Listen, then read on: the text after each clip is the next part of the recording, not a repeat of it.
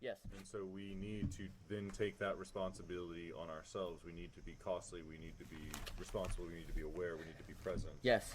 And then that requires standing up to your own inner tyrant of your own need to understand everything. Yes. And then so then you need to act faithfully when you don't understand. That's it. And I don't think the modern person, educated, can now think for themselves.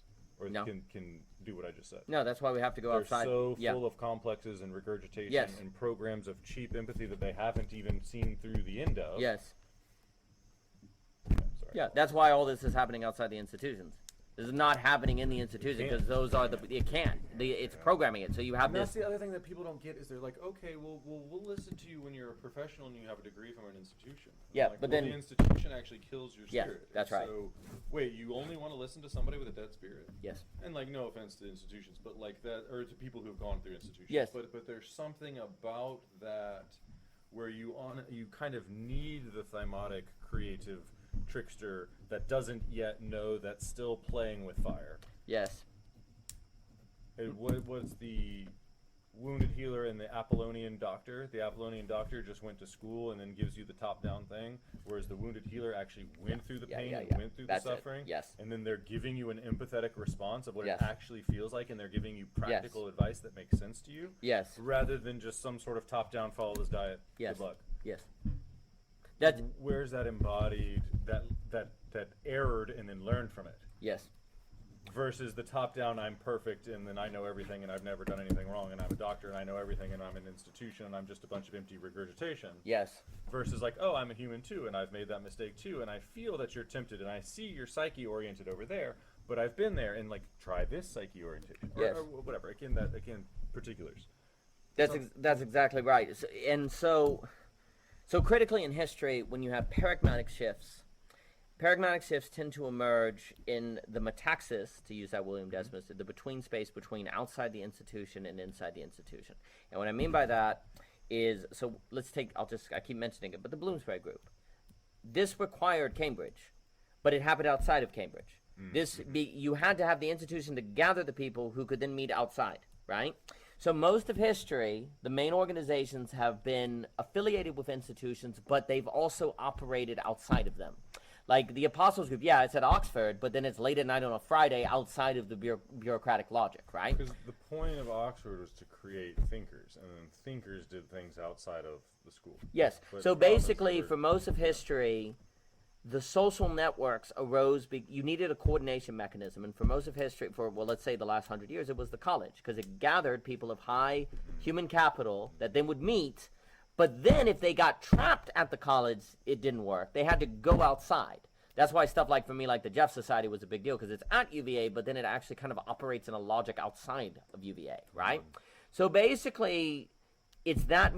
Now with the internet like we've got it, we don't require colleges to gather people who are, say, still got the hump, right?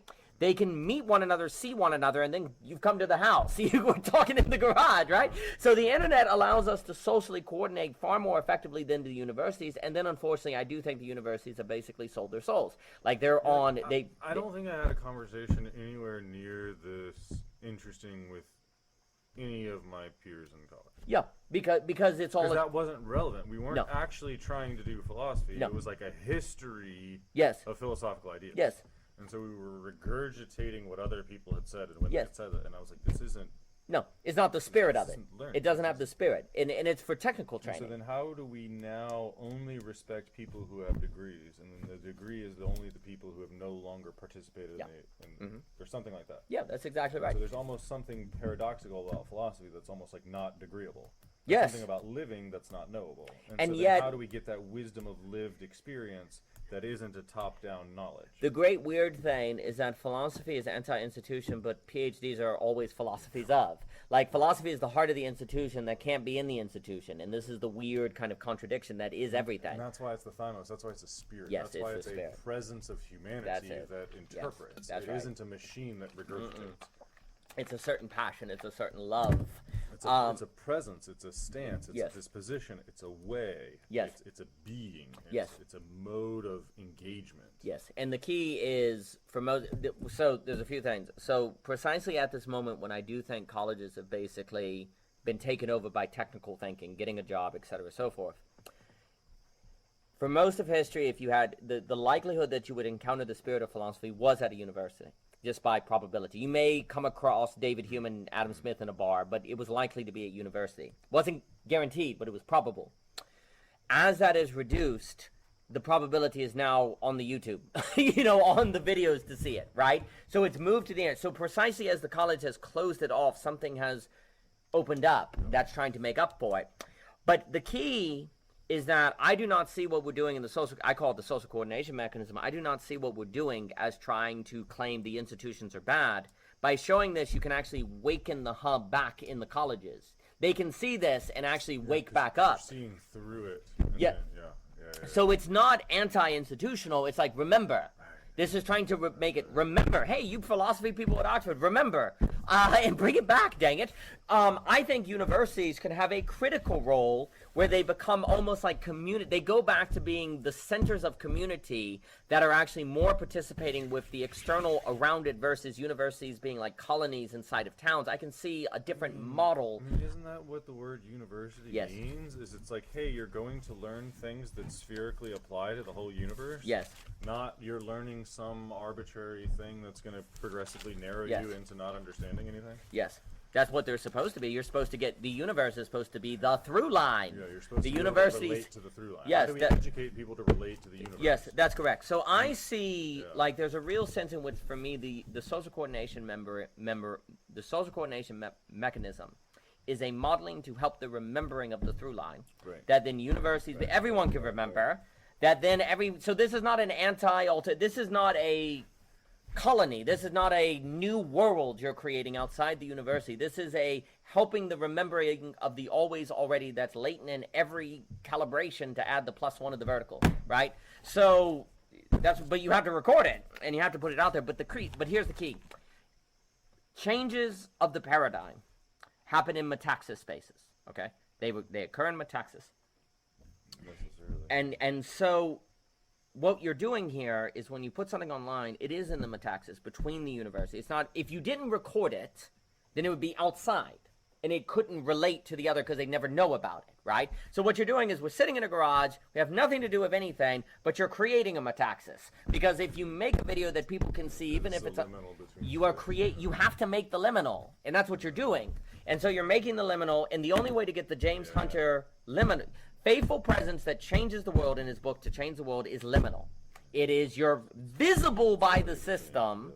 You are visible by the system, but not reducible to the system. Because if the system sees you, then it can respond to you. It may try to kill you, but it also might go, let's try that. And then that can change the system. But you have to be visible. And if you're not visible, then you can't model. You don't matter. You don't matter.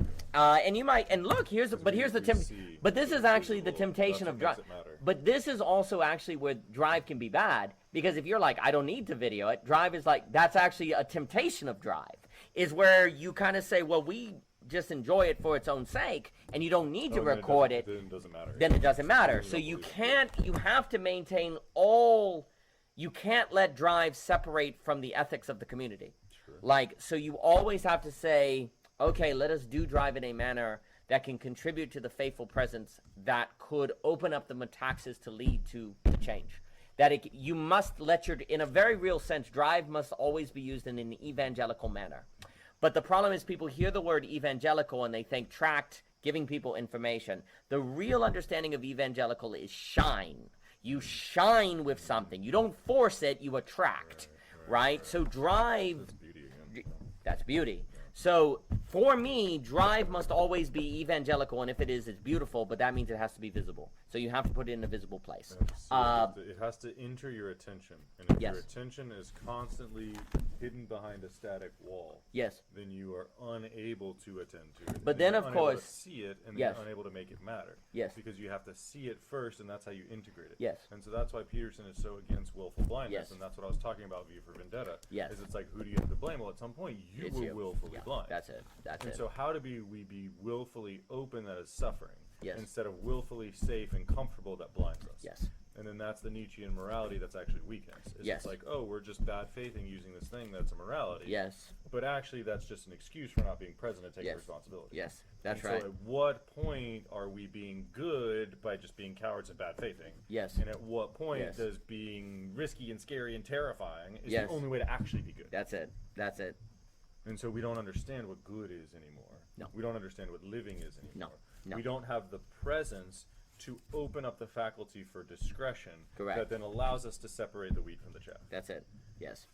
And so our judgment only sees what it recognizes. Yes. And then how do we see potential? Yes. Is a different headspace. Correct. And that potential has to be visible. And it has to be that's why it's it's not visible because it isn't real. Yes. It's visible because it's imaginable. Yes. It's visible because you are made in the image of God, and you can get into that hyperspace to get into the map formations where you can reorient your maps. And then you can say, hey, I like this theoretical map more than any of these actual maps. Yes. Let's try to make this theoretical map actual. Yes. Now, how am I connected to my mental maps? Yes. And that's what the third-gen MTC who's raised by a narcissist can't do because they've been dissociated from the map. That's correct. That's correct. And so how do we stop abusing each other to psychically disorient from the ability to turn hypothetical maps into reality? Yes. Because you need that emotional connection to understand how to embody things. Yes. And so you can't just top-down theorize. No. You need to also believe in that and embody it. Yes. And there's something about that process that's interrupted, and there's something about the development that's arrested, and there's something about the inability to procreate and the inability to mature that comes from the willful blindness, that comes from the inability to be present, that comes from a lack of courage to be open, that comes from that comes from being shaped by the need to hide behind a concept. Yes. And so at what point are we still addictively hiding behind this concept that we're thinking is comforting us? Yes. But is actually the addictive thing that's pushing us away. Yes. And at what point in all of that is there no longer the possibility of the movement of the spirit? It's to the extent that you are only captivated by the left hemispheric given. Because the requires something to relate to create an expectation of which this is now a surprise because it wasn't that. Yes. And so the only ability to see a is to be surprised. The only way to be surprised is to relate to the other. The only way to relate to the other. Yes. Yes. And so then when you're auto-cannibalistic and you just are self-affirming, then there is no other, then there is no surprise, then you never hit that point. Correct. And That's then correct. you have no reason to rethink yourself, and then you have no reason to realize you're wrong, and then you're willfully blind and you auto-cannibalize. That's correct. And so for me, what you just said, the key, the surprise, there has to be the surprise, but then there has to be things in your world that can surprise you and people making things that can surprise you. So this is recorded and put to a place where it can surprise people. But then, of course, they have to see, here's the trick. We know we're being recorded, and if we act as if we know we're being recorded, then you're not going to see what you need to see to actually be the So you have to forget that you're being recorded as you're recorded to show the quality of interaction. Believe in what you're saying long enough to make a genuine production so that when somebody else comes across your genuine production, that genuine genius is then a gold that comes through as interesting glimmer of mercury that's then attractive. Yes. And to me, to be able to do that, you can't fake it. You have to genuinely be self-forgetful, which I then can't have a script that I'm like, oh yeah, here's the script. You're a good person. And so if somebody sees that, somebody sees that genuine self-forgetful, you can't fake that. Right. And that's where it can break through the ego. That's where it can be like, like that can't be faked. In the same way that improvisation can't be faked, you can't fake self-forgetfulness, because improv and self-forgetfulness are two sides of the same coin. So you can't fake that. And if somebody sees it and you're somehow forgetting you're being recorded as you're recorded, how do you do that? Well, that's a split of you and you. Mm-hmm. It's because we are able to just be, it's a capital Y U, not lowercase u. We're able to actually, make that distinction so that it doesn't sever us. We're able to make distinction so we're not severed. And if you can't, and that's huge. That's so freaking huge. And basically, and no one would believe it's possible unless it's modeled. No one would believe that. It would have to be modeled. Because then it's just a theory. It's just a fantasy. It's just a utopia. It's just the capitalism that's never been tried before. Yes. And so it has to be modeled, and then if people see it, also you can't deny the experience. You saw it. It's not theory. Yeah. It's not theory. It's not theory. It's not abstraction. It's not BS. It's like, whoa, that actually was real. When you experience it, you have two options: change to it or crucify it. You have two options: make it evil, or do it. And that's what it comes down to. But then we have to put ourselves in a place where you either model and inspire people to change to the AB, or we get crucified, and there's no other option. And that's to be like Jesus. To be like Jesus is to put in a place where either people follow you or they kill you. And that's it. And of course, the AI system wants to kill you because you're the thing that doesn't compute, and they gotta get rid of you. But that is the necessary activity for the possibility of the movement from religion to absolute knowing. Yeah, that's the disposition that loads the potential or the affordance to then accomplish that. Yes, that's correct. That's the headspace you have to be in. That's the divine Sophia that allows you the humility to receive the implanted word from above. Yes. That's the sort of humility required to listen to new information, to then reorient, to then... Yes. Yes, and for me, so up to the point of absolute knowing, you can transition all the way up to religion through primarily external leveling events or traumas that force you to see the incompleteness of that level. The movement from religion to absolute knowing has to be marked by an experience of that which is crucifiable. Beauty always appears in the possibility of the crucifixion of it. Because if you experience beauty as that which you don't have to kill, then it's deterministic, and therefore it's in your frame, right? I am strongly of the opinion that once you have a strike of beauty, most people are either going to turn around and hate it, or they're going to confirm their like to it. Beauty, I actually, I was speaking with Jockin and Javier and other people about this. We tend to say the opposite of good is evil. I'm of the opinion that the opposite of good is bad and the opposite of beauty is evil. That beauty, the opposite of beauty is actually evil. And evil is the hatred of the beautiful, is where you actually want to destroy it, because it forces you to change yourself. I think Lucifer has to be the angel of light to become that.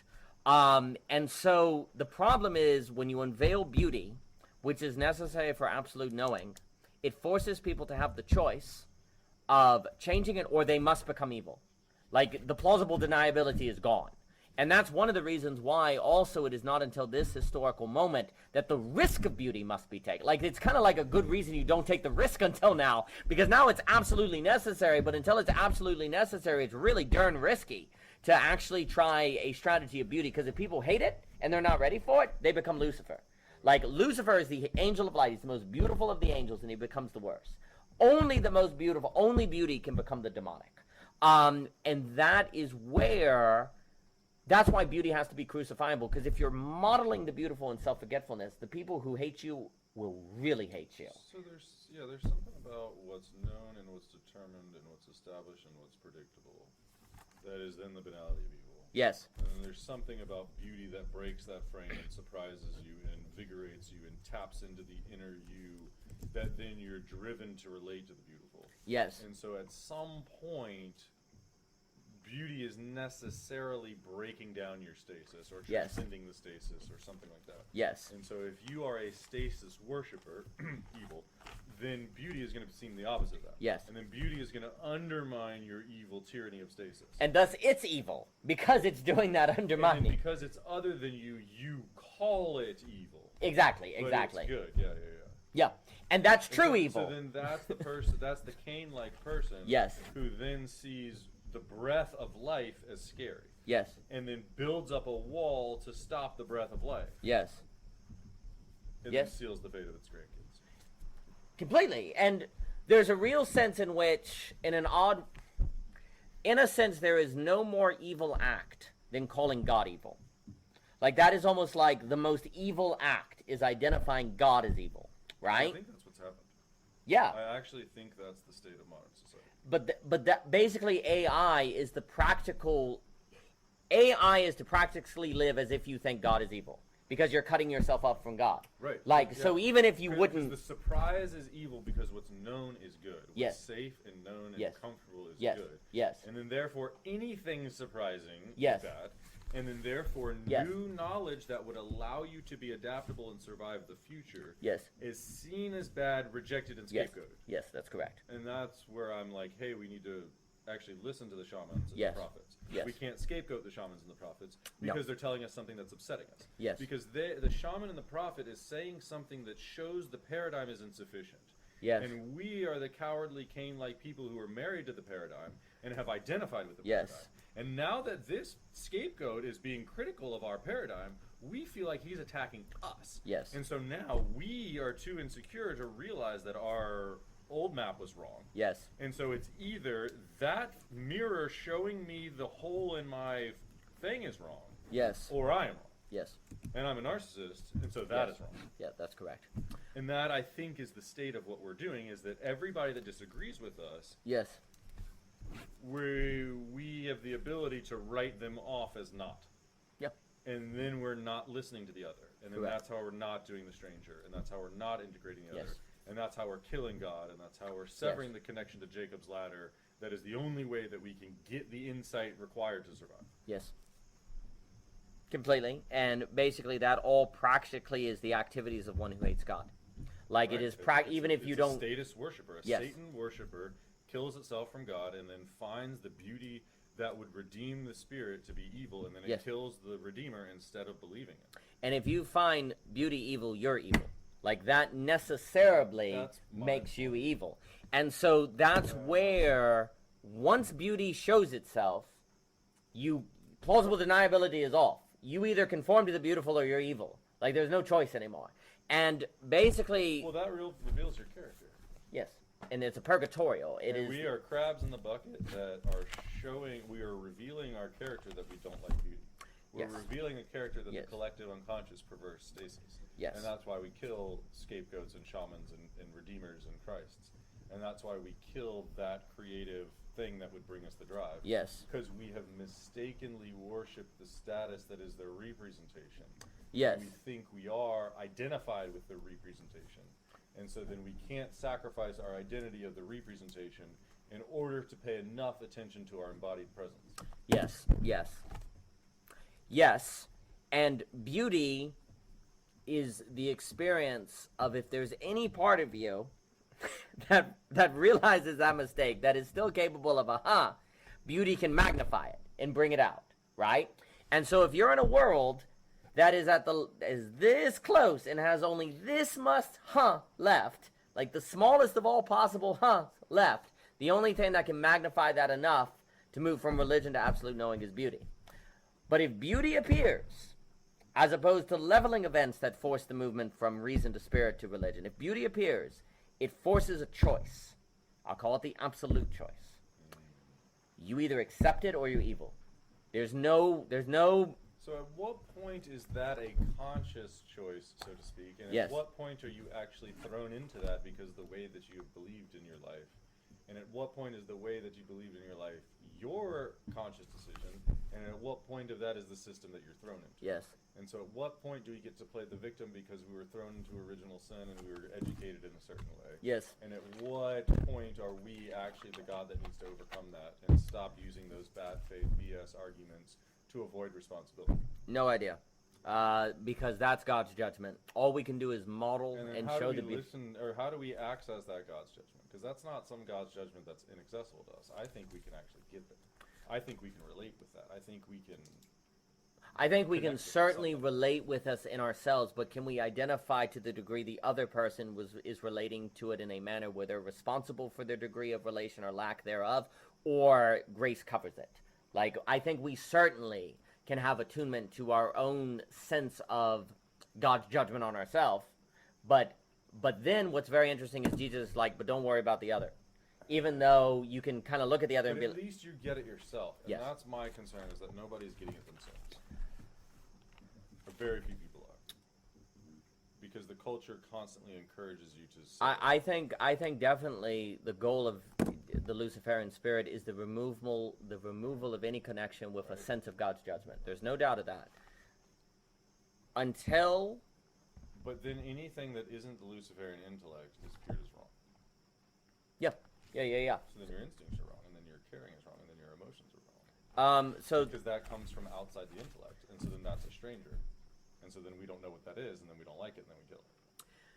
Does that make sense? Completely. The Bible, so there's the question, is it possible to be totally lost?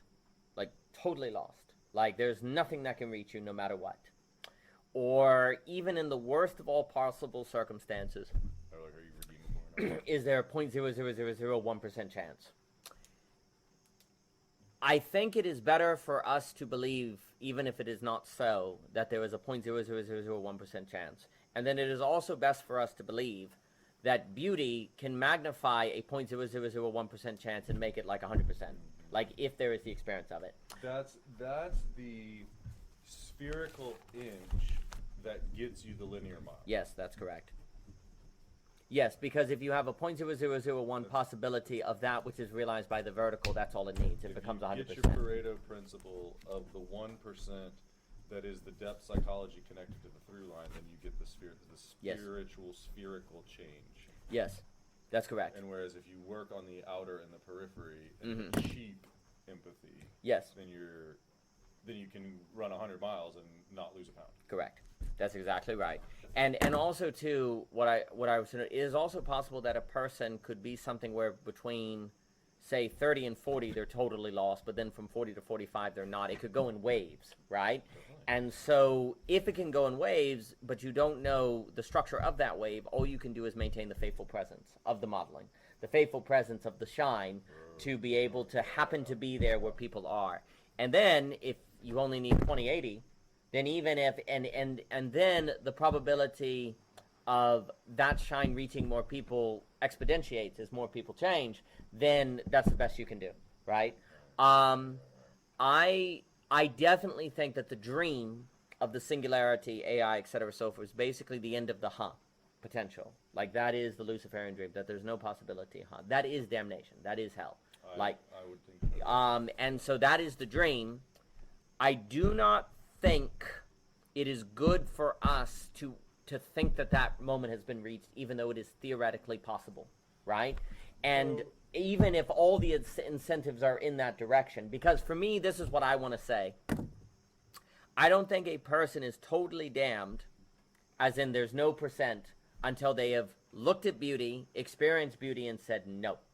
And you know, if you experience beauty, where that is God's grace, that is God being like, hey, and you, until that occurs, and a person says no, then there's hope. But if they experience that and said no, there may not be. That will be up to the mystery of God's judgment. But I do not believe we exist in a society that actually has, on average, experienced beauty. I do not think the average person has experienced beauty. So let me put it this way. I do not think the average person has had a real conversation. I do not think the average person has experienced reality according to AB versus AA. I do not think the average person has freed up their meta judgment. I do not think the average person has experienced drive instead of desire. And I think the average person has never tasted the sweetness of forgiveness or done the act of forgiveness that makes them crucifiable by Jesus. Since I do not believe the average person has had those experiences, I do not believe they've said no explicitly to beauty. Because those are the experiences that afford you the towardness toward beauty. Right? If you've never had these experiences or even tasted them or they've even been intelligible to you, then you're still in a sense innocent.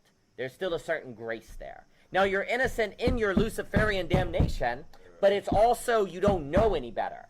You know, that's the issue. You're lying, but you don't know you're lying. You're in a certain sort of habituation to the Luciferian, right? Yeah, you're in the Matrix and you've never met Morpheus. Yeah, that's correct. Under those conditions, if I believe that the average person has not experienced those things, then I do not believe the average person is quote-unquote totally damned, because they have not explicitly denied the beautiful. Oh, I see what you're saying. And so... Okay, but sorry to be pedantic here, but please. What about the busy business executive that works a 9 to 5? Yeah. And by that, I mean a 9 to 7:30 or yeah, sure. Whenever the sunset is at this time of year. And they're so busy at work, and they're so busy with their bills, and they're so busy about planning their jet ski weekend yes. and getting their whatever and whatever and whatever,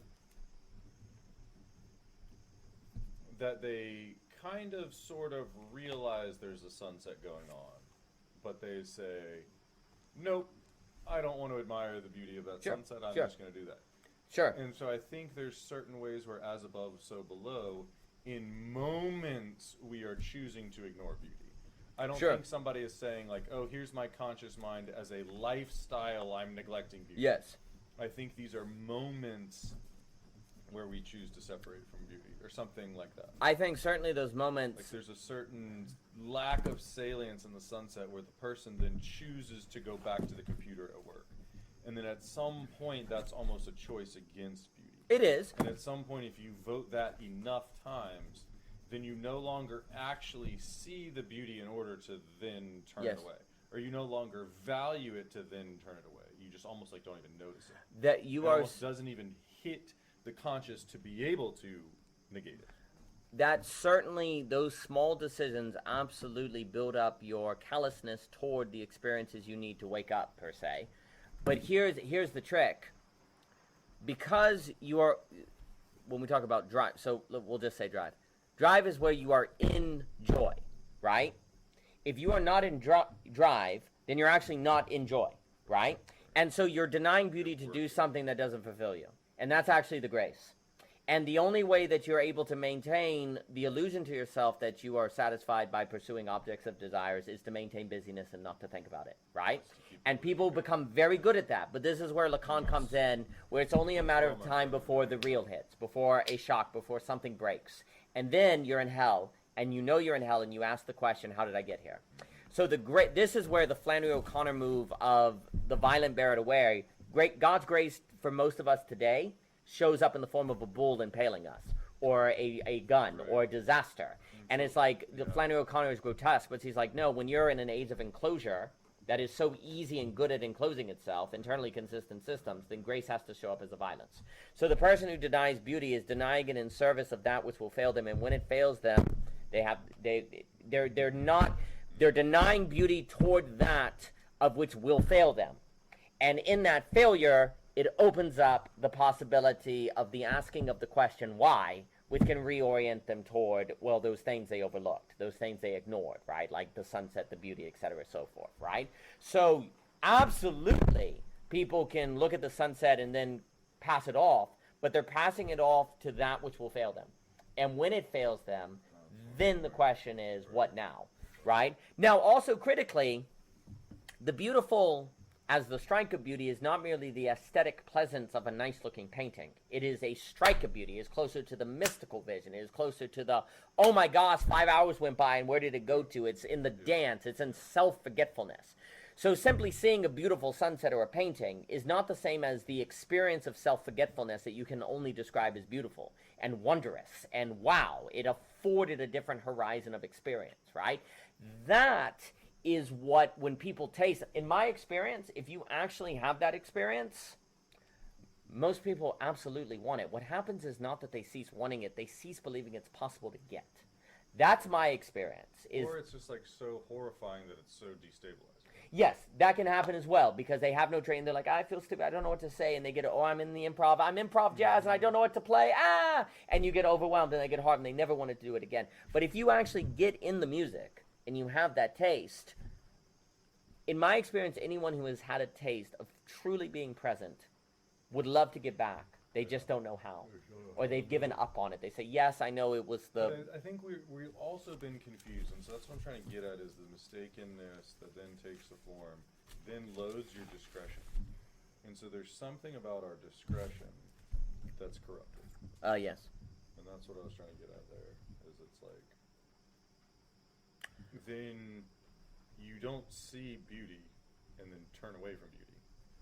You see strangeness and you don't like strangeness. Yep. And then you almost don't even recognize it as beauty because it's different first. And so yes. I read this book, which one was it? I want to say it was like Shadow and Evil and Fairy Tales or something. Sure. But it was something about talking about sticklebacks, the fish of a stickleback. And there's something about stickleback perception that's sight-oriented, and they're very nearsighted. And so they see size, and they have a one click. And basically, if it is smaller than them, they pursue it because they want to eat it or they want to fuck it. Right. If it's bigger than them, they run away. Yeah. And so the weird paradox here is that a male will be afraid of a bigger female. Right. Because it's bigger first. Right. And then you have to engage with that bigger and then see that it's a female to then be attracted to the female stickleback, to then desire the bigger female. But when your map building is so low resolution that the size comes first, you will then reject a female stickleback because it's bigger than you. Right. And so what I'm trying to say is beauty is bigger than us. Yeah. And so we are now rejecting beautiful stickleback females. Yeah. And so my point is that our discretion is now corrupted. Yes. And so we're running from what is bigger, and we don't even realize it's beautiful. And there's the inability to even see the female as a female. It's literally just a bigger object, and we're already running from it. Yes. I agree. To me, you're running from beauty, you're seeing it as strange, so you're going to objects of desire that will fail you. The corrupted ability to distinguish wheat and chaff. Yeah. And it's because it's bigger, it's automatically chaff. Yes. And there's something about that is very wrong. Yeah. This is where there is a grace in the inevitable failures of desire, extrinsic motivation, closed conversation, AA logic. Because when you experience the beautiful, you reject it, you say it's strange, and go to that which has an expiration date and will fail you. It is not going to suffice. It's temporary. Yeah. When it fails you, you are then given a choice. Try again and continue the linearity that has failed you and pretend like it doesn't, which will give you greater and greater devastation until one day you say, maybe we should try something different. I think that's where we're going. And if you don't try something different, that's hell. If you do try something different, that's redemption. And because you can only reject the beautiful for that which will fail. The structure of reality is such where the only way to reject the beautiful is in favor of that which can't support you, which is actually a grace. Right. And because in that the wall can't support you. Yes, that's right. And so there's always hope, because you can never reject the beautiful. If you could reject the beautiful for that which could hold you, that would be really bad. Right. But actually, we can only reject the beautiful for that which fails. And so then you're eventually going to have a breakdown. That's right. You're eventually going to have a narcissistic breakdown. That's correct. And you see, that's where there is this kind of idea that the only way to paradiso is to go through hell. In Dante, there's an inevitable role of trauma in this development, right? And that's what every new egg is. That's what every serpent that comes into Eden that causes a fall from grace, that causes a different relationship between man and God. That's like literally what the cycle of every cycle is. The story of every cycle. So this is because this is a very important point. So every individual has to go through subjective destitution, a certain cross, to be open to beauty. Every individual does. But Daniel, didn't you earlier say that we are in the age where we can only move from religion to absolute knowing through beauty as opposed to a kind of trauma, right? Because for most of history, it's been a trauma that has moved us. So here's the difference. The collective trauma like World War I, Great Plague, some sort of devastation, functioned as a source of individual traumas from that collective trauma. Right? So it's kind of a centralized large trauma that could be the catalyst for individual traumas that could open them to the beautiful. Today, the individual traumas have to be from a non-centralized large trauma.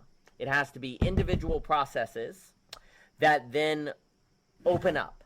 They open up to the beautiful. But this is where the inversion occurs.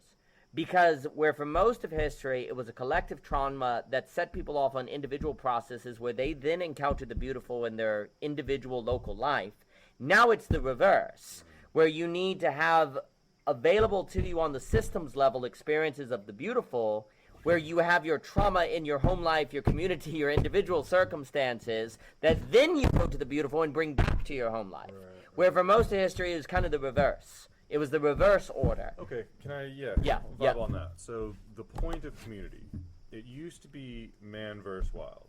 Yes. Sorry, human versus wild. Sure. It used to be man versus wild. And so then the goal of man was to confront the chaos out there. Yes. And then the point of the community was to create a stasis of harmony. Yes. But there's something about modern taker culture. Yes. Where there is no wilderness. Correct. And so there is no longer man confronting the wilderness and then coming home and being stabilized. But we've kept that pattern. And so now we just stabilize everybody for no reason. Yes. And then when there is no chaos, and then there's just stabilization, well, then there's no difference, and then it's all the same, and then it blurs into meaninglessness. Exactly. And so at some point, when there is no more chaos, the role of the community is to show the difference. Yes. And so at some point, we need to be communicating the difference, and so that at some point, we need to stand up and disagree with people. And Yep. at some point, the community is then the pushback that then brings insight. Yes. And so the role of the community has shifted. That's it. Because we're no longer confronting external chaos. Correct. And so now we are internally gaslighting ourselves. Yes. So the community has to be the place that traumatizes you out of that internal gaslighting, as opposed to the experience of being. Yes, that's correct. Because so now everybody's trying to be nice. Yes. And reaffirm your egoic stance. Yes. And so now we actually have to be real. Yes. And make you realize the horror of how immature your ego is. That's it. Yes. That is a very uncomfortable conversation that is going to lose you a lot of friends. Yes. And so how do you care about people and act in a way that's going to lose you friends? Or whatever. I know I'm reasoning the way not to do this, but that's kind of the slippery slope of the discretion you need to have. You need to have the courage to fight somebody and tell them they're wrong. Yes. I'm not saying go fight people and tell them they're wrong. Yes. But without the ability to think that's what you're doing and have the courage to do that anyway. Yes. You're never going to take the necessary risk to get you out of the auto-cannibalistic curse of guaranteed insanity. Yes. Yes. Basically, philosophy affords you the skills. So if you're safe, you're going to curse yourself. You're guaranteed cursing yourself. Yes. So you need the risk of conflict in order to not curse yourself to your own delusions. Yes. And so how do we be in community in a way that we cannot keep ourselves delusional? How do we encourage each other to disagree with each other enough that we're disagreeing with our own Luciferian confusion? Yes. And then we're reorienting around a common thing that's greater than any individual egoic intellect. How do we then listen to the queen, not our own ant embodiment? Yes. Philosophy and open-ended conversation trains you in the ability to disagree with someone without making it too explicit, too quickly, too emotional, too quickly. It trains you in the skills of unveiling with the UN in parentheses. And so open-ended conversation trains you in these skills, because people are like, we need conflict, we need to be real, but they're not trained, so they do it in an unskillful manner that breaks the membrane.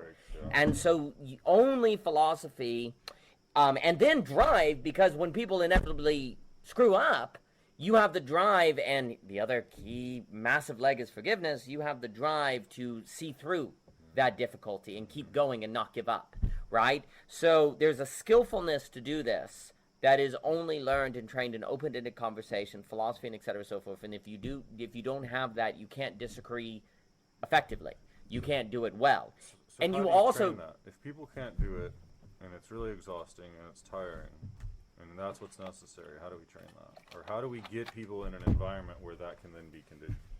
you change the entire something like that. You change the entire school system to make that basically the point of education. That ability of holding yourself becomes what it is to be educated. If you can't do it, you're not educated.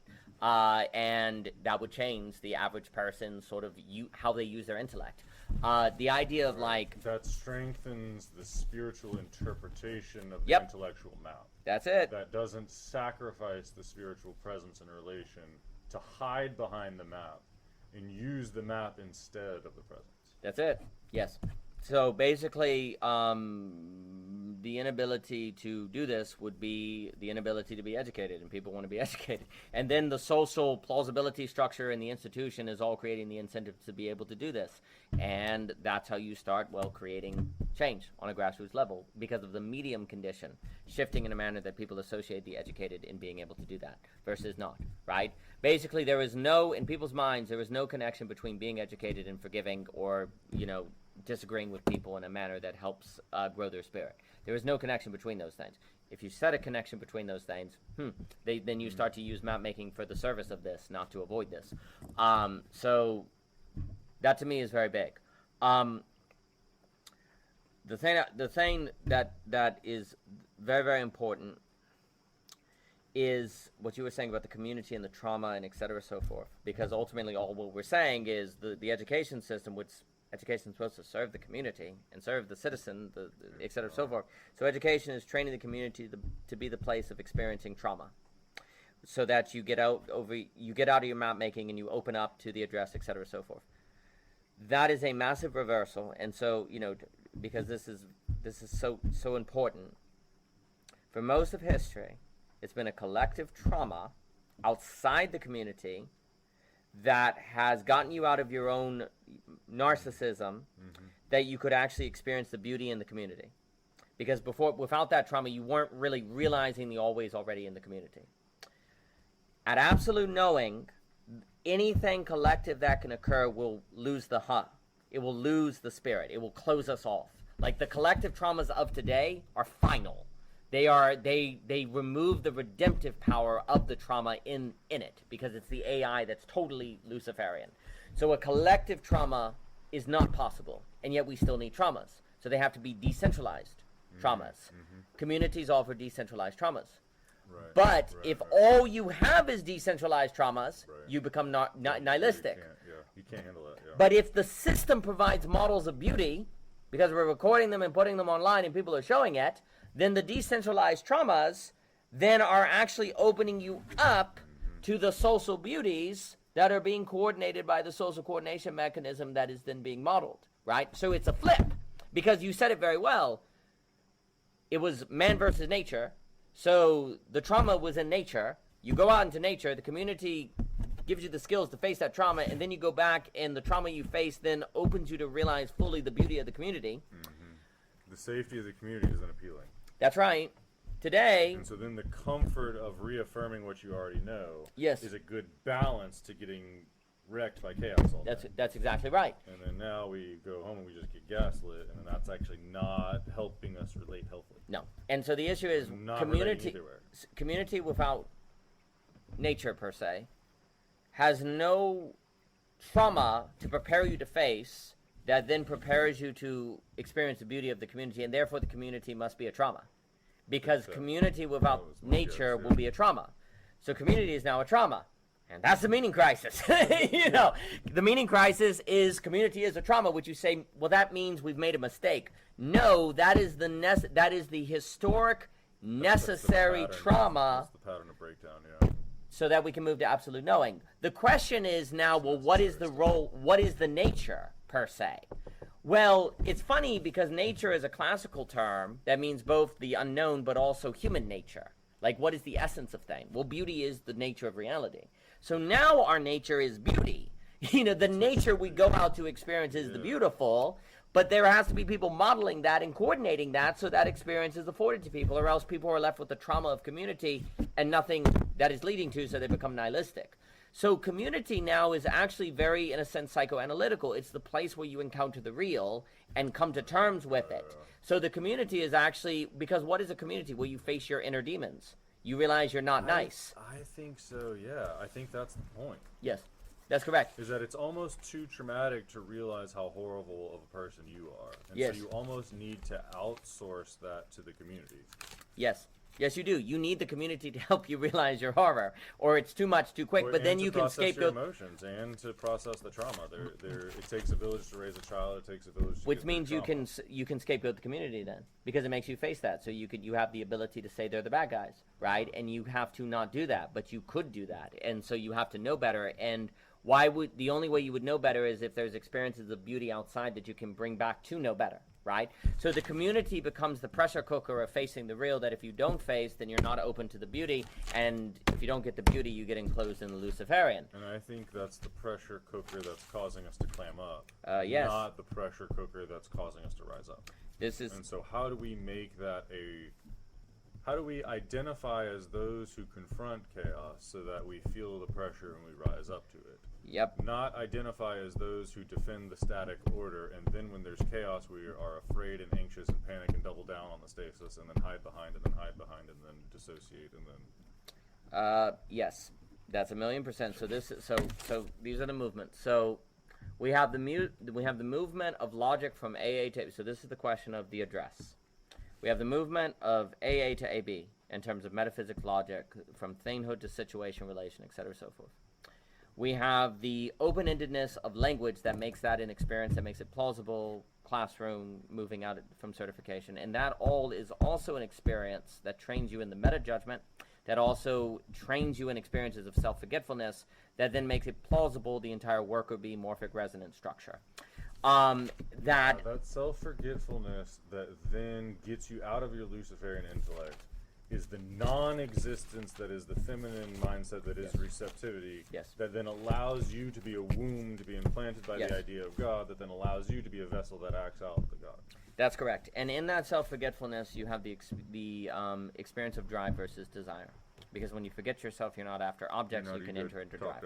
That's correct. So we have logic, language, meta-judgment, motivation, and there are architectural moves that can be made to increase the probability of people having these experiences. And then, of course, if things are recorded and modeled, then people can see them, and et cetera, so forth. But all of this is then, there's a movement that is being described. That if these things, these things would be present in or by, et cetera. So it's community a source of trauma for a beauty of, I'll just say, the social coordination mechanism that then you can bring back to the community. So trauma, beauty, trauma. So the question is the following. Well, ladies and gentlemen, how do we make the move, the community that traumatizes you're going to go back to? Why in the world would you do that? Forgiveness. Without forgiveness, you can't make the last move. So then what you do is you take the beauty in the social coordination mechanism from people and you say you never bring it back to the foundation. Well, then the beauty becomes actually evil because it is no longer in service of the community. You're trying to treat God as disembodied. Because if you take beauty and you don't go back to forgiveness, you're trying to consume it. You're trying to take it as yours. That's right. Instead of enjoying the fact that you can experience it for a while. Yeah, so this is why Jesus has the transfiguration on the mountain and then gets crucified. It's not crucified, then go up to the mountain. You have the transfiguration, and then you're crucified, and then you have the ascension. And there are differences there. So the community has to traumatize you. And of course, if the community, it can't be that the community plans to traumatize you, because then it's its own terms and it's not the trauma. It has to be a surprise. Not real. It's not real. So it's planned, yeah. Which then needs to have models of beauty to experience so that you can create the faculties of drive and et cetera, so forth to handle. But once you get the logic, the language, the meta-judgment, and the motivation, if you don't forgive, you're not going to bring it back to the community. And if you don't actually reset it or whatever, it doesn't, yeah. So then you have to forgive. Well, why would you do that? They traumatize you. Why would you ever go back to them? They hurt you. Yeah, life goes on though. Yeah, I don't know. It's tough because it defines you, but then it doesn't have to. It doesn't have to confine you. It defines your past, but it doesn't have to confine your future. Yes. And we think what is my past then must also be my future. Yes. Or something like that. There's the inability to change. There's the inability to differentiate. There's the inability to grow beyond. Yes. We are given these familiar patterns, and then we think we need to regurgitate them for forever. That's correct. So we're lacking that inner creative shaman that can then come up with a new pattern that can then live it differently as an adult than it did as a child. Yes. And so how do we get that inner courage to live our inner children costly enough to let those inner children die in such a way that we can mature into teenagers? Yes. And then how do we let those teenagers really live costly lives in such a way that those teenagers go out and then die, so that then we can become adults? Yes. And then how do we make that so that every moment we're living and growing and dying and living and growing and dying, and then at some point, I don't know, we don't destroy ourselves. We don't auto cannibalize into ignorance. That's correct. And critically, if you can't return to the community, there are no children. Children are not being born because they are born in the community. And the community is constituted by generations. If you cannot forgive, then you really don't believe in the morphic resonance. And there is a kind of... You're captivated by the ego that thinks it knows that it got wronged, and then you're holding on to what has been wronged. Yes. And then you're not letting your separate sense of ego let go of its propositional tyranny. Yes. And then faithfully reconstituting into the more real. You're holding on to that old tyranny that is infantile and immature and will necessarily lead you to mistaken. That's right. Forgiveness is the final challenge of identification. It is the hardest because they wronged you. Identify them as wrong. Well, then reality entails identification. You're saying relation is not real, and you've got a serpent in the garden now. You're done. Forgiveness is precisely that'd be like the integrating it and the accepting it instead of the battling it and Yes. pushing it away and Yes. repressing it. But instead of distributed information suppression complex, that's your access to the real. Yes, because forgiveness is ultimately abyssal, because it's you forgive the person that actually wronged you, which there is always reason not to do because they actually wronged you. So forgiveness is purely abyssal in the sense that there's no justification at all. It's not rational. It's they, not they rational. did it, they wronged you, and Yes. so the right thing would do to hold on to the wrong. That's so correct. Then the irrational thing to do is forgive, and that's ironically the food of the spirit that will redeem you. It's the only way to avoid the nasty equilibria. Basically, AI wins if we cannot forgive. Because We forgive... can't come off it, because we're holding on to that sense of separate self, and then we're holding on to the separate sense of self's entitlement to blame the other for wronging them. Yes. And all that's doing is dissociating us and projecting. Yes. And also, too, there's this idea where a lot of people are saying there is no God, there's no meta laws, there's no transcendental principle. Well, if you're unwilling to forgive, then you still believe in a meta law. You still actually believe in an absolute. Forgive... Yeah, if you eat a protein shake before working out, like, you believe that protein is going to make your workout Yes. better. And so you believe in some transcendent principle Yes, where that's consuming correct. something is going to make your life better. And so you can't tell me that you prefer steak over Yes. asparagus and Yes. then tell me that it doesn't matter. If you're not able to forgive in all possible... Well, this is the radical notion that Jesus presents. If you're not able to forgive in all possible worlds and all possible circumstances, then there is a... Then there is a situation in which relationality is not the highest principle. Right, exactly. Because you aren't going into the depths. You're going into the pretense of a triangle that's out there. And if there is a possible configuration of events where relationality can be sacrificed, then it is only a matter of time before a possible world arises in which relationality is sacrificed, which then, once that enters into the frame as a possibility, now has the possibility of replication. And if it happened then, why wouldn't it happen before? Because the logic has been entertained, and now the garden's in trouble. I do wonder, this is completely speculative, but I do wonder with the garden, when Adam ate from the apple, if Adam didn't turn around and say it was Eve's fault, could he have been forgiven? Like, there is something that is... I kind of think so, yeah. Yeah, that there is something about, it was the fact that Adam didn't forgive Eve that actually was the confirmation of the fall. Had Adam said it was my fault and not blamed Eve and actually maintained the relationship with Eve, because the critical marker of the fall is actually Adam, which is a name that refers to both man and woman, then it's Adam and Eve. It's not Eve until after the fall. Right. So there is a question of, if there would not been a skirting of responsibility, would that actually have been within God's jurisdiction to say, well, don't worry about it. That's okay because you had mercy.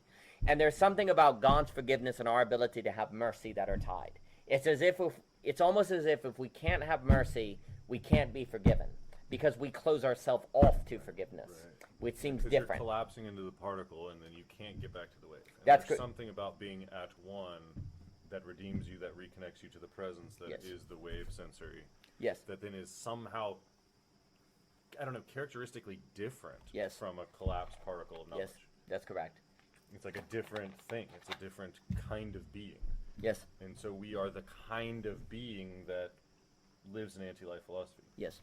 And so how do we as philosophers have the discretion to see the way that thoughts are informed, and to see that some thoughts are formed in an auto-cannibalistic way, and some thoughts are formed in a humiliating procreative way, for lack of a better phrase? Yes. Some things are real, and some things are illusory that sound real, and some things are sticky and familiar and fluent to the ways that we've been selling our soul. Yes. And some things are very uncomfortable, and we don't like it, and it's bitter medicine, and I don't want bitter because I just want to feel good right now. Yes. And I'm not future Homer, and so I'm not going to eat bitter medicine today so that I feel better tomorrow. That's exactly right. And so there's no incentive to drink that better medicine if you aren't the future Homer.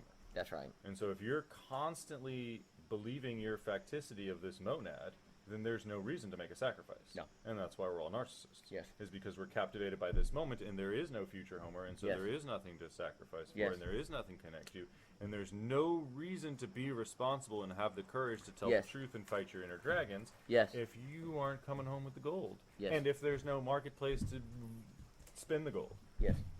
And so what's the point? The emphasis on relationality means you are always connected to the next. So when you deny relationality, the disassociation with future Homer is much more likely. If a relation is primary, you can never disconnect from future Homer. Right, that's my point. That's why you need to tell the story that you are a beehive and that you can't be disconnected. Yes. If there is something, though, that you will not forgive, then there is a possible circumstance where you forget the beehive. And that is... Right. Yes. That's So you basically... So this is the issue. You must be willing to forgive in all possible circumstances where forgiveness is possible. But this is the key. This is the tricky move that for me is a huge deal. Are there situations where forgiveness is not possible? But you can't decide that. This is because we have a problem here. Okay, Daniel, you just said you have to be willing to forgive in all circumstances. So should the Jew forgive the Nazi? And I think of books like The Sunflower. Or should the victim forgive the abuser, etc., so forth?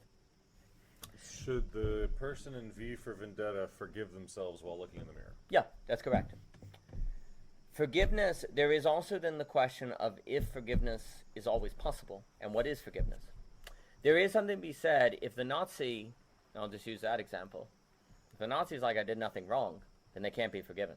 So the Jew, it's not that the Jew won't forget them, they can't forgive them, because the Nazi denies they did anything wrong, right? So this is kind of the critical move of how I think about it. You are always to forgive, but actually you can't always forgive, because the person doesn't think they did anything wrong. That seems to be the right balance in this issue, is that you, and also because if you're not able to forgive anyone, then you're enclosed, you're doomed, you're in trouble, right? You've begun closing yourself off, right? Now, of course, this is an incredibly tall order, but this is why this is where for me Christianity is a big deal, because Christianity basically suggests the problem of forgiveness is so dire and so big that it kills God. Like, the problem of forgiveness kills God.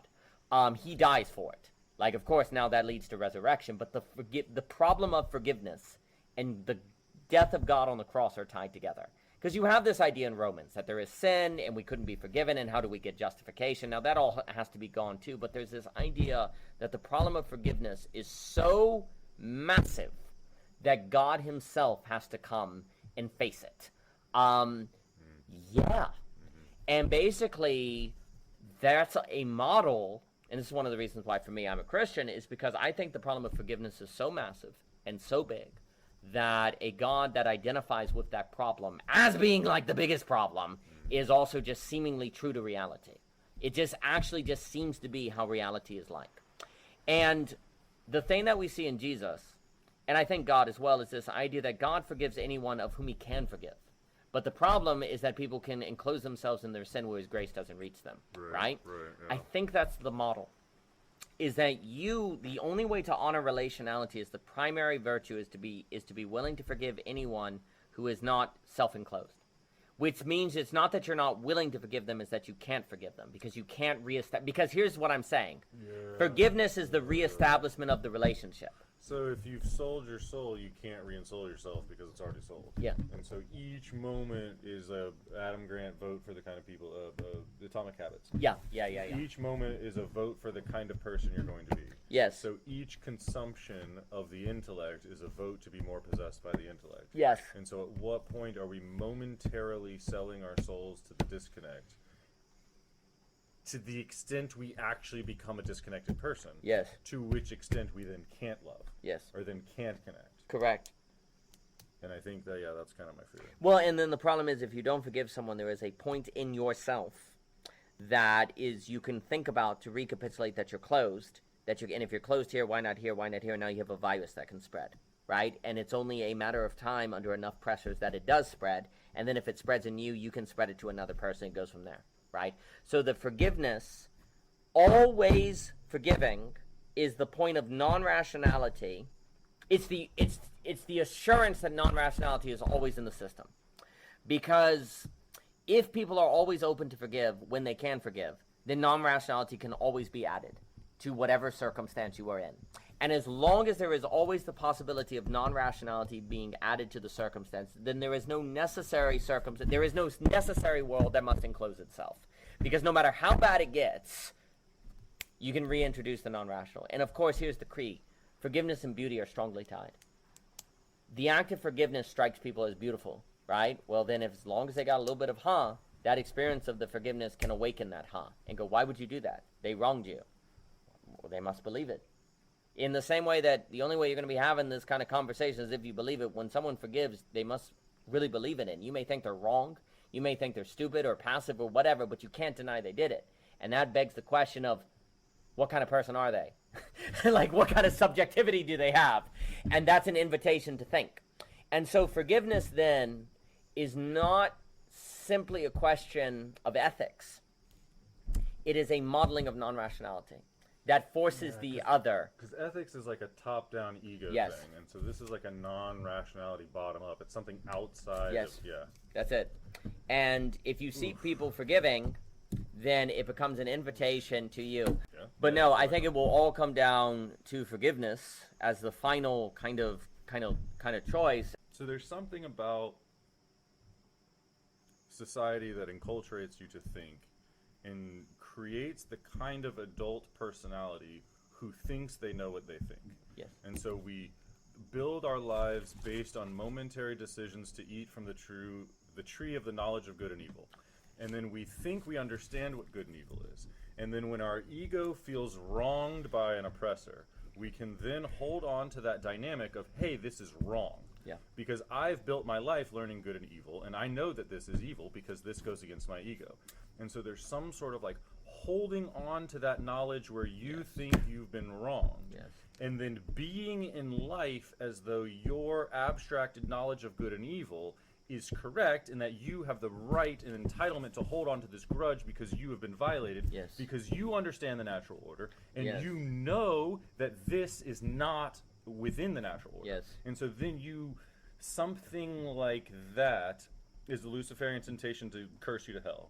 And there's something about the forgiveness of realizing you don't ultimately know that then allows you to let go of that bad blood, which then allows you a more purified consciousness moving forward. And so there's something about the redemptiveness that allows you to get at one that is a forgetting of your sense of separateness, that is a letting go of the knowledge of separateness that knows that somebody else did something inappropriate to their separateness. Yes. And so it's that presumptive landscape that then can say, hey, you did wrong to me, so now you're an oppressor, and I can demonize the oppressor, and now I'm justified in crucifying my oppressor, or killing the oppressor, or rebelling, or whatever that is that I can use a bad faith, because I know good and evil, and I know you're evil, and so now I can justify anything I want to. Yes, yes. And there's something about that ability to label the other, to hold on to it, that allows atrocities. Yes. And then there's something about the forgiveness that I think you're saying would then kind of prevent that atrocity, because it lets go of that, and then it hits the reset button. And then that's what allows you to then make a new ego. Because you're not holding on to your infantile low-resolution map where you were wronged. You see that other person was actually under a pressure cooker, and they acted under pressure, and then that was a response to pressure. That wasn't a moral wrongdoing against you. Correct. And then you are not the egocentric senator of the universe that knows right and wrong, and then every time somebody that says something that makes you uncomfortable, you don't get to hold a grudge against them. Right, right. And so there's some sort of humility that recognizes you don't know the fiber of reality, and then you're not entitled to holding on to that grudge. That's it. And then you're not entitling to causing suffering to somebody else because they caused you suffering. And you don't get to be the ego that balances. Yeah. Because you don't understand balance. Yes. Because you can't. Right. Because by definition, you are given a monad. And so you can't understand how that monad applies to the through line. Right. And then you can't say, hey, this monad is wrong. Right. Because you literally can't, you're disconnected from that. You don't have the authority to make that judgment because you have severed your connection to your conscience. Yes. And so you can't statically hide behind conceptualizations and then also say that you're present enough to demonize that conceptualization and then say that you're strong enough to hide behind the conceptualization that you know it is so that you can then be entitled to demonize other people. That's it. That was very well put. The ego the ego is the knowledge of good and evil. It's what has been built by the consumption of the knowledge of good and evil. And so then it's the complex that manages the experience of the network of webs of experience that are spiritually interpreted in that consumptive way. So the only way to kill the ego death, must be a giving back of the knowledge of good and evil, a surrendering of the knowledge of good and evil. Something like that, yeah. And basically... a letting go of... Yes. And basically the only way to give back the fruit of the tree of knowledge of good and evil is forgiveness. Because in forgiveness, you are saying, I have reason to not forgive, but I'm saying that is wrong. But that would mean I'm wrong. Or I don't know what I'm talking about. It means that your way of knowing good and evil is not adequate. Right, because it's always relative to your position. And so just because something wasn't advantageous to your position doesn't mean the other 7 billion people in the world aren't benefiting. That's right. Or the 107 billion other living organisms aren't benefiting. Right. And so we can't have every single person survive and get the maximum, because then that would cause everybody else to suffer. And so that's the problem, is we think we are a separate ego, and then we want to get the maximum of our little monad. Yes. And then that ignores the through line, that ignores the humanity as a beehive, and that ignores the biosphere as the habilis of which Homo habilis originated from. Yes. And so we can't then sever ourselves from the roots because we're presumptively thinking we know good and evil, and then we cut down all the forest to make apartments. Right. And then, well, where's the oxygen? That's right. Again, I'm oversimplifying, but... No, but that's what's going on is you said the fiber of reality. There's, for knowledge of good and evil takes us out of touch of the fiber of reality. And, well, it makes us think we have the fiber when we don't, because we can't know it. Only God can really know the entirety. But that the ego at the center of experience right. instead of self. Yeah. That's right. The self is God, and we're the ego, and we need to trust God. We need to trust the self. Right. Because we are the ego, and we don't have access to the self. Right. We only receive the monads that the self gives us. Right. And so we need to have faith in that which gives us the monads, of which we think we know are the knowledge of good and evil, of which we have our emotional reactions to, of which if it's a negative reaction, we call it evil. Yes. Yeah, that's exactly. But the negative reaction of one cell does not morality for the organism equate to. That's right. And if you're not willing to forgive, then you're saying it is. Then you're Yes. Then you are saying that you are the God and you don't like it, and therefore your judgment is worthy of imposing upon the rest of the world. And that's then it. that is the imposition that you are insufficient to believe it. Yeah. And that's the temptation, is you think you are that. Yeah. And so then you need to be reminded that you are not that. And the only way to actually be reminded to the degree that you believe it is to do it, and the only way to do it is to forgive when you have reason not to forgive.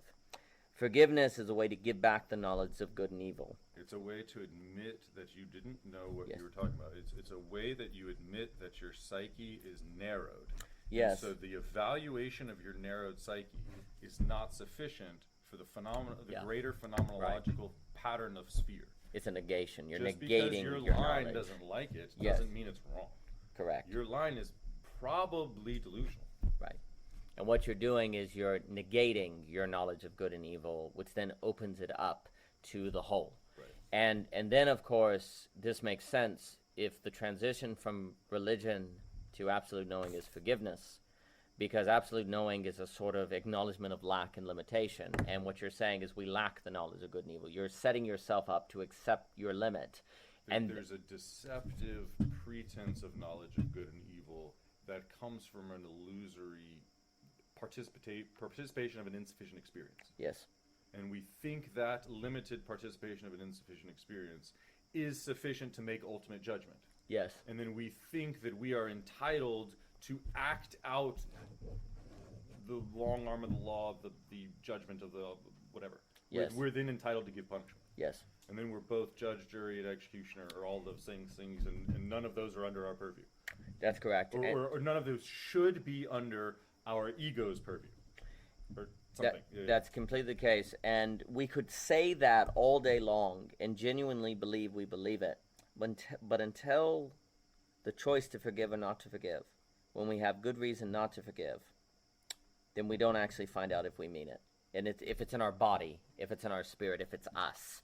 Yeah, if we're cheaply performing the regurgitative thing called redemption or forgiveness, and we are just bitterly and resentfully saying, hey, I'm sorry, I didn't mean to do that, then it's not real. Correct. We actually have to believe in the forgiveness. Yes. It can't be a performative manipulation where we're deceiving ourselves and then trying to save our own image to ourselves, and then we're performing to the nage by acting out a script. Yes. Did that make sense? Yes, and so then, but the way to fall into the danger of, say,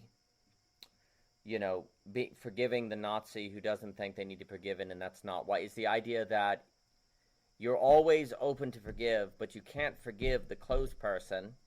And if that is the case, it is wise to avoid them, not because you don't forgive them, but because actually in their closeness, they will take your openness to keep them closed. They get a substance. They parasitically maintain themselves. So this is where this problem where people are like, if you forgive in all circumstances, won't you forgive the Jew, forgive the Nazi or the abuser? It's like you can only forgive the abuser if they acknowledge that they were wrong, that if they're open to correction, because they themselves, if they're an abuser, they don't want a relation.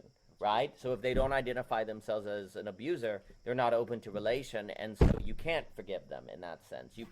Because you can't reestablish relation, right? And so then, even though you're willing to forgive, there's wisdom in that if I'm willing to forgive and put myself in a place where people aren't open to relation, then actually that provides substance to keep them closed. Because when I pull away, then they have to eat themselves, and the eating of themselves actually eventually leads to a trauma where they either have to choose to change or be destroyed, and that's the possibility of redemption. The only way someone who refuses to open can be redeemed is actually through the horror of autocannibalism. And so if you... So what about when the narcissist loses their supply of empaths? Well, they have to make a choice. And then they eat themselves and they explode. Yeah.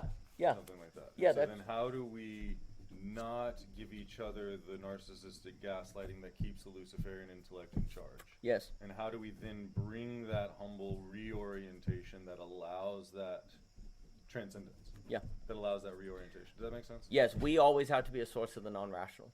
Like if we in all of our interactions are a source of the non-rational, then we can possibly do that. If not, then there's a possible world where we're not, and therefore we contribute to the problem, right? When we think we're the ego and we forget that, then we're disconnecting from that non-rational that is then actually the source of the rational. Yes. That's what people don't see is the rationality is like an evil. It's like a downward. It doesn't produce, it only separates. Yes. And so if you've produced an insufficient map, well then it's good to eventually separate it. Yes. But you don't make a map and then think it and then separate yourself from actually living it out and then never seeing its conclusion and then believing in it forever. Yes. Completely agree. And I think also what this suggests is you basically, you in a sense, you don't want to stop a person's autocannibalism because that eventually leads them to the place of the trauma. And that's what current society is doing. That's what our current community is doing. Right. We think we're making each other feel good, but we're actually preventing the necessary discomfort of the proper reorientation. Yeah, exactly. And so we don't have the proper discrepancy to understand what people can and can't handle. Yes. We treat everybody like a child and say nobody can handle anything. Yes. So let's just give them lies they can handle. That's correct. So the issue is people are confusing the question of forgive someone with stopping their autocannibalism, which is not, no, you're not to ever stop a person's autocannibalism. The question of forgiveness, that's not the same thing.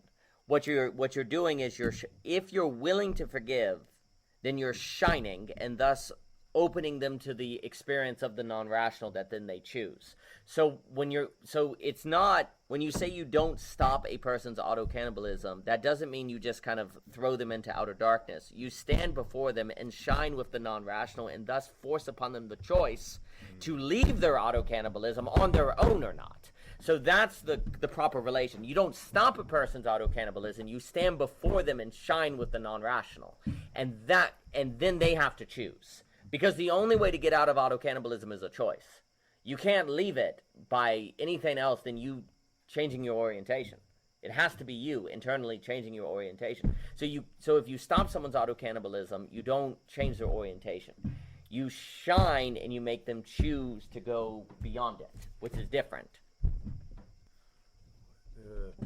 saying that you then see the insufficiency and then choose to get out of it. And yes. There's something you said in here where the map's indestructible because you can't choose to get out of it. And so then it almost creates a forcing function that makes you get out of it. Yes. Or there's an emotional experience that then changes your mind. Yes. So I know that appears on the surface as a contradiction. Yes. But I don't think it is. But so can you... Yeah, so what ends up happening is you stand before someone undergoing auto-cannibalism because you need to be there when in their auto-cannibalism they get to the Gödel point. When they get to the point of where their map is failing them. And at the moment of the Gödel point, they then have to make a choice. That's the opening moment, right? And if you're there, then there's a greater chance that they will choose that Gödel point to open versus deny. And that's the final damnation, right? And that's... Then the community is to inspire you to open to that Gödel point and to treat that as real. Yes. Yes. Whereas now our civilization is inspiring us to delude that. Yes. And so we need community that inspires us to confront that or something. Community needs to help you reach your Gödel point and then be standing there with beauty. Like, that would be a community that's doing both. It's helping you not avoid your Gödel point and, in fact, bringing you to the Gödel point. And then, when that day comes of its encounter, the community is also shining with the beauty that you are now possibly open to, right? So that's the kind of double move of community. Working you to the Gödel point and shining with the beauty that can be accessed from the Gödel point. That's the double move. But that is not reducible to a simple program. That is an art form. Like, good art does that. It devastates you and makes you experience the beauty, right? So it's an artful community. So is that the presence that then is the donkey between the two trees of life and chooses the more difficult because it's rationally going to make them more adaptable? Yes. Instead of the donkey who's like, oh, what's easier? Let me take the easier one. This is easier now.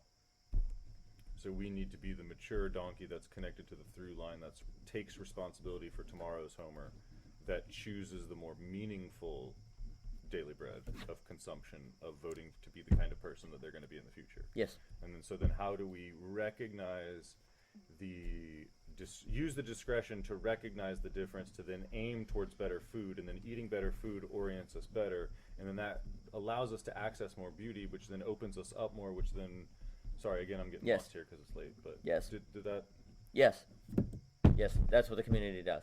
Exactly. But of course, if you're the donkey and you choose... So that's what it means to be co-unified around the good. And yes. That's what it means to be aiming at quality, which means to be like a right hemisphere transcendent, which is the opposite of the left hemispheric objective quantity of already known. Yes. Yes, and you see, that means the community is then shining... Shine is a quality. Sorry, because again, we're supposed to be a community oriented around goodness and quality, which yes. is then non-rational. Yes. And so then you are your ego worshiping the God that then allows your inner conscious to be present and assess the quality. And then you can choose to consume living quality foods. Yes. Instead of consuming dead non-foods of illusion. Yes. And ultimately... a community that can't forgive will inevitably get to a place where it's choosing the non-food because it chooses the knowledge, the fruit of the knowledge of good and evil. And that's when you realize that you're in a mammon cult, yes. or you're in a capitalistic representation where the goal is stasis and then change is seen yes. as scary. Yes. And then we cut down the change, which means we sever the spirit. Yes. We sever the soul. That's correct. And because we are prioritizing comfort and planning and security. Yes. And that's Cain. Yeah, that's correct. And a good community doesn't do that. And then a good community reminds you that you are able. Yes.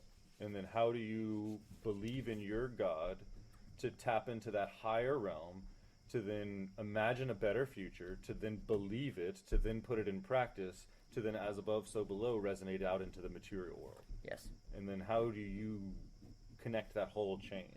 Yes. Because right now we're in the culture that aims you to keep abstracting and keep severing yourself and losing your thymos. And then you are auto-cannibalistically deluding yourself, and then you give your friends your own self-delusion. Yeah. And then you encourage them to have the spirit of confusion. Yes. And then you're making everybody else more confused and yes. evil. Yes. And so then your own cowardice and your own inability to realize the difference between good food and bad food causes you to be a bad community member because you make bad food and then you give bad food to other people and then they're sick by the quote love you gave them. Yeah, that's it. And so your inability to relate properly with goodness causes you to inappropriately spread parasitical bad memes of anti-life philosophy. Yeah, exactly. And if you can't give back the fruit of the knowledge of good and evil, it's only a matter of time in some possible world when you make that mistake. Because a bad community is spreading the fruit of the knowledge of good and evil with one another, which is ego reinforcing, etc., so forth. But the only way to assure you do not do that is to forgive. Because when you forgive, you're saying, I don't know what's good and evil, and in fact, I have reason not to do it. So basically, a good community forgives. Is humble. And it forgives, and it convinces. Humble bumblebee, dude. And a good community, too, is one that makes it plausible to you that you should forgive. Like it creates... because it values beauty, and that requires forgiveness. And so that it encourages you to come off it so then you can forgive so that you can access beauty. Because the value of society is how do you become a stronger person to access more beauty, to withstand the sight of God? How do you be able to manage the real? How do you be able to sit in the conflict that is the difference between your ego and the self, then sit in the reality that your ego isn't the primary, and then to sit in the reality where your body tells you that your ego needs to do this, and yet you're still faithfully doing something else. That's it. And that must... So what kind of a personality is that? And then how do we vibrate on that? And then how do we beautifully vibrate on that in such a way that's contagious and attractive to the community? Not in a way that triggers the community to then scapegoat and kill us and crucify us. How are we not scaring the community by being different, but how are we inspiring the community by being good? Right. Because most... And at some point, our fundamental disposition is towards stasis. And so anything good and beautiful upsets that stasis. And so then that's my concern, is that we're now worshiping the stasis in such a way that we now don't have the ability to understand what beauty is, because everything is a big stickleback. And there's no beauties anymore. Well, something like that? Yes, I completely agree. And basically, most communities have been formed by scapegoats, which is the opposite of forgiveness. And at this moment, the transition from religion to absolute knowing requires the death of the scapegoat in the form of forgiveness, which, of course, Jesus, forgiveness, etc., sacred violence, so on. Basically, as long as there is no... The question is there a point where forgiveness is not possible? If there is no possible point where forgiveness is not possible, then there is always the possibility of beauty re-entering the frame. When AI takes over, forgiveness is not possible because there's no subject. And so if AI takes over, there's no forgiveness. There's no subject. And so there's no human. There's no perceiver. That's correct. And so basically the dream of AI is to remove the problem of forgiveness. The Christian God is coming to earth. We're all trying to not suffer. The human remembers that their old way of seeing the world was problematic. And so they try to fix it by fixing the old way of the world so that they can live a better future. The Luciferian person says, oh, wait, there's suffering? No, let's just cut the suffering and then it's not there. That's correct. And there's nothing to forgive. There's nothing to forgive. And then that gives you no reason to change. That's correct. And that's not painful. And so, I can just disc that pain. And then I can just suppress that. And then I can just keep acting as though I know the difference between good and evil because I'm not listening to the evil that is reflected by my own actions. When Lucifer is basically like there's nothing to forgive, like the AI, there's nothing to forgive. That's not giving back the fruit of the tree of knowledge, though. You're keeping it. You're just saying I judge that there's nothing to forgive here. There's just AI, so you're keeping it, and so you. So basically, damnation. Like the game is over. You either get to know things or you get to live. And humanity wants to know things. And then the prophet's like, help. And so when ego, if you still have the ego, because you still have the knowledge of good and evil, but there is no longer anything to forgive, because there is no good and evil, you're done. Because you're stuck in the ego, and you've removed the question of forgiveness that would make you give up the knowledge of good and evil. So if there's no certain situations for you to forgive anymore and you still have the knowledge of good and evil, you're stuck with it because you're not going to have a situation to make you give it up. So once AI takes over, there's nothing to forgive, so you're stuck with the knowledge of good and evil. Therefore, you're stuck with the ego, and that's it. That's damnation. So basically, let me put it this way: total damnation is when you have the ego and there's no longer any more possibilities of forgiveness, because that means there's no longer any ways to give back the knowledge of good and evil, therefore to kill the ego, right? So that would be the end of the game. Is that when you're fully identified with the products of your rational intellect? Yes. Such that when you step in the fire, you're not burning off dead wood, you're yes. dying. That's correct. That's it. Yeah, because you identify with the thing dying. So you're just dying at that point. So that's it. That's damnation. So either you live long enough to lose the drive and then die. Yes. Or you live long enough to kill yourself, or to destroy yourself. Yes. So either you atrophy by lack of spirit, or you end up demonizing yourself and then... Yeah, and then of course there's a sense in which if you can't give up the knowledge of good and evil, then you can't die. The ego can't die. So that's like eternal damnation. Like that's kind of like an eternal, all you can do is burn. All you can do is burn. Yeah, until the body starves itself to death. Yeah, and or whatever, yeah. Yeah, so there's no, you're stuck. I think that's the future of humanity, is losing that and losing that and losing that and losing that and losing that and losing that and losing that. Yeah. And so the more comfortable we're hiding behind the static things that act instead, the more we are voting to be the kind of people who sever the connections to beauty. Yeah. And then as we sever those connections, we lose the opportunities we lose libido, and we can't reestablish it. No. And then we can't motivate towards it, and then everything is scary, and then we never leave the house, and then we're, what's the word, agoraphobic? What's the people that never leave their house agoraphobic, they were scared of outside. Because they're scared of the other. Yeah, they're scared of the other. Then you internally consistent self-reference on your map because you can't relate to the other. And that's the end. That's exactly right. So forgiveness is kind of the final question.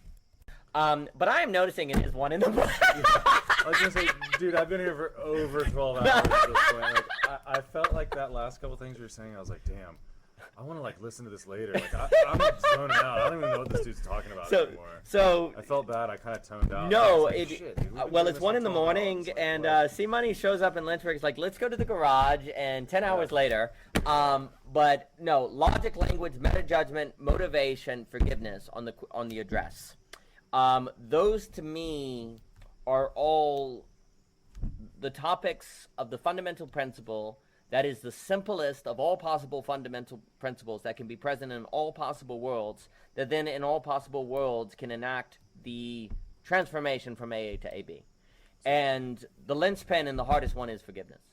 Because if we can't do that, then any progress we make on the others will be reversed in some possible world. But if we can forgive under all possible circumstances, where it is possible, well then any progress we make in logic, language, meta judgment, motivation can be maintained. Like forgiveness is sustaining. Like if you succeed in all these things but you can't sustain the win, then it doesn't matter. The static, the Luciferian, the known, the intellectual is the collapsed. Yes. And then the forgiven is the letting go of the collapse and returning to the ongoing. That's exactly right. So forgiveness is the final test. And if you can't forgive, which... If you have been worshiping the static structures of your identity, to then forgive something feels like an ego death. Exactly. That's scary and traumatic. Yes, and it's also inevitable that something occurs that you have good reason not to forgive. Right. And that's the ultimate non-rational. To the extent you're identified with your ego is the extent you feel like you need to hold on to that, which is the extent you're then tainting the future by that impure thought of the damage of the trauma. And you will necessarily... You're not integrating it and learning. You're like holding on to it and then projecting it into the future. And that's a very different thing of like internalizing it and understanding it, or like externalizing it and projecting it. Yes. That's not digesting and metabolizing and growing and being wiser. Yes. That's some sort of deceptive BS. 100%. And basically what this all means, and I am strongly of this opinion, there is no such thing as ego death without non-rational forgiveness. It is the ego death. Like, there's no other way to kill the ego. Because the only way, if relation is reality, then ego death must be in a relational act. What is the ego death? What self-forgetfulness is a kind of ego death, but it's not the ultimate challenge, because AA to AB, self-forgetfulness, meta-judgment, open conversation, those are all ego deaths. But if you get to forgiveness and you can't do that, then the ego actually didn't. It actually is a realization of the opposite, and it's like you never did it. If you don't finish it, it's like you never did it. Because if the address is a realization of that's the cheap. Yes. If you cheap empathy, then you're not empathy. This is the weird. This is so how we're not doing anything. When you are dealing with matters of eternity, to fail them means you always failed them or you always succeeded them. This is what's so tricky. If you get to everything but forgiveness and fail forgiveness, it's as if you succeeded in none of them. Likewise, if you move to the vertical from the horizontal, it's as if you were always going to move to the vertical. It has a retrospective transformation of meaning of everything that came before it. Because it's a spear. If it's a spear, that means what you do now reaches back and changes the meaning of the past and the future, etc., and so forth. Forgiveness is the final test that either confirms the ego death or that the ego death never occurred. Because forgiveness, you feel the ego death. It's not just you forget about it. You feel like you shouldn't forgive. So basically, this is the issue. If you have rational reason not to forgive and you forgive, what you are saying is ego, even when you're right, you're wrong. Right. Even when you're right, you're wrong. And that's it. That's feeling insane. The moment you're able to say ego, even when you're right, you're wrong, that means the ego's finished. Because it can do nothing then. Because even when it's right is wrong, well, then it has no role. Then it's dead. And then that's why you have to come off it. That's why you have to let go of it. Yes. That's why your ego is the propositional tyranny that your spirit has to have the courage to let go of. And that feels disorienting and frightening and overwhelming by the real. Yes. But that's paradoxically the only way to redeem yourself. Yep. It's through this self-effacing atonement. That's it. And that is only possible in forgiveness. Because forgiveness is the situation in which ego is right and you choose nevertheless to say you're wrong. Yeah, you disagree. So you kill it. Yeah. You kill it by declaring it wrong, and if it's wrong when it's right, then it has no role, because even when it's right, it's wrong. So it's gone. It's negated, and then it's and then it's as if you always already succeeded. You always already succeeded, and so it retrospectively always already succeeded. And that's why forgiveness is that is why forgiveness is the confirmation. It's the final test. That's it. And we can talk all day about. We can talk all night too. Yeah, we can. That's exactly right. Like obviously, the problem of forgiveness is the question on if we are at the end of AI. If AI is going to replace us or not. Like, if we can't forgive, AI wins. If we can forgive, then AI can be a tool of conviviality. Because forgiveness is like, oh, you guys are going to talk all day about humanity and how great humanity is and wanting to save humanity. Okay, well, what about when humanity wrongs you? That's when we find out if you mean it. It's the final test. But in another way, I think it's the last test, because the only way I think you can do it is if you have drive, if you have an A-B sense of reality of becoming other, if you have the ability to meta-judge, where you can say, okay, I can judge this not according to the immediate logic, and also you've had experiences of the beautiful that then can help sustain you in the difficulty of forgiveness, I think it becomes possible. But we have to make a social order that increases the conditions of possibility of that journey.